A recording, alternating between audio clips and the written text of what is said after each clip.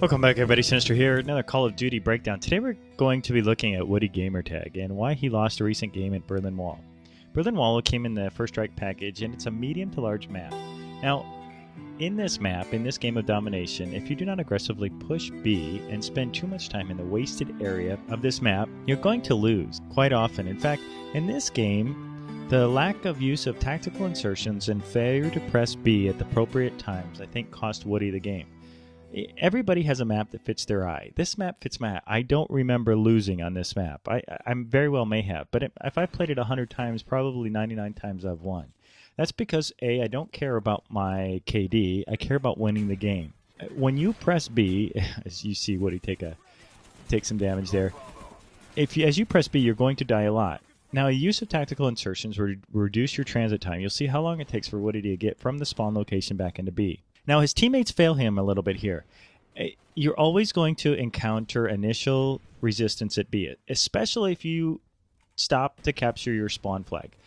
Quite often, I recommend just running straight to your spawn flag and running straight to B flag to prevent the other team, if they do the same thing, prevent them to getting entrenched and killing you as you turn the corner. So take the time, drop a tactical insert, reduce your transit time, and get into B. You're going to die a lot. Keep doing it.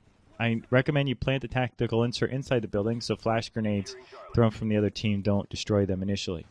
What I don't recommend is, and you see this a lot in Call of Duty, is the players in Call of Duty are often like water. We take the path of least resistance. When we hit initial resistance, we'll run around the side. We'll try to find another way.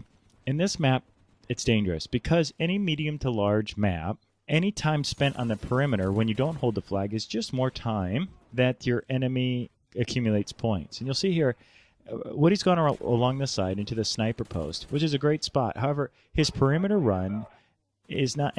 His team has failed him by not pushing onto B, and he's not pushing into B. So all it's really done is flip the spawn. So remember, if you're going to spend time on a perimeter of a map, on this one or Hangar 18 is another one, a great example. Array, any of those maps with long perimeter runs, if it doesn't serve a purpose of capturing a second flag, it's a wasted time. Conversely, if you do hold B flag, flanking your opponent can prevent a retaking or recapture and can be a good move. However, as a team, you have to commit to capturing B flag. How do you do that? Tactical inserts, Nova Gas, frag grenades, flak jacket, Tac Mask Pro are all tools that can be used in good shooting. Now, if you set up a couple people at each end of the wall to prevent rushing opponents from the other side, and then one or two people on the flag, preferably two, to reduce the capture time, you may die quite often, but if you keep at it, if your team keeps pressing B, you'll eventually capture it. As this game goes, you'll notice Woody is actually quite a good shooter. He calls himself an unexceptional gamer, which I take issue with. His use of cover and concealment is excellent, and his use of lines of sight and movement during an engagement show an advanced knowledge of the game, the hit detection, and physics of the game. This allows him to rack up kills, but I don't know if it's a bunch of randoms who doesn't trust his team, which is probably the case. He's having a great game, but his team is losing. Now, I've been there. I've been there with a bunch of randoms, and you just kind of get frustrated, especially at the beginning. So early in this game, his team encountered resistance. The other team had a set up with an M60 and was just laying down fire and had rushed right onto the B flag.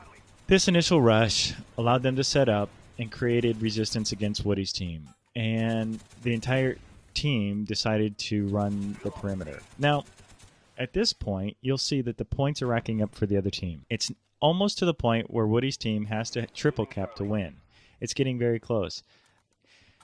Later in the game, for a brief moment of time, they do triple cap, but the other team holds the single flag and ends up winning the game. This puts too much pressure on your team, triple capping.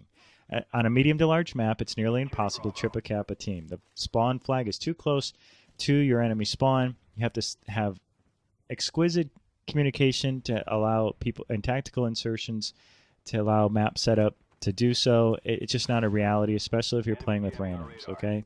So at this point, they have to triple cap to win, so pretty much the game is over.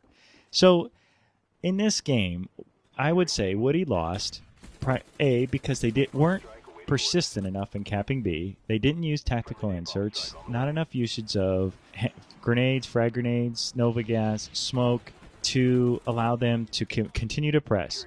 I noticed several of Woody's teammates were outfitted with lightweight or ghost.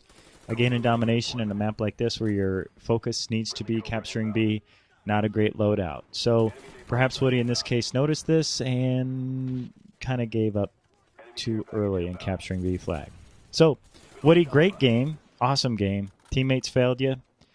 Unfortunately, if you want to win, unfortunately for Woody, he kind of was let down. But if you want to win Berlin Wall, if you want to have success in this map, remember, bring your tactical inserts, your flak jacket, bring your teammates, and be persistent. You might go negative, you might have a negative KD, but to win the game, you have to take B. xSynistr here. Thanks again for joining me. Till next time, I'll catch you on Xbox Live.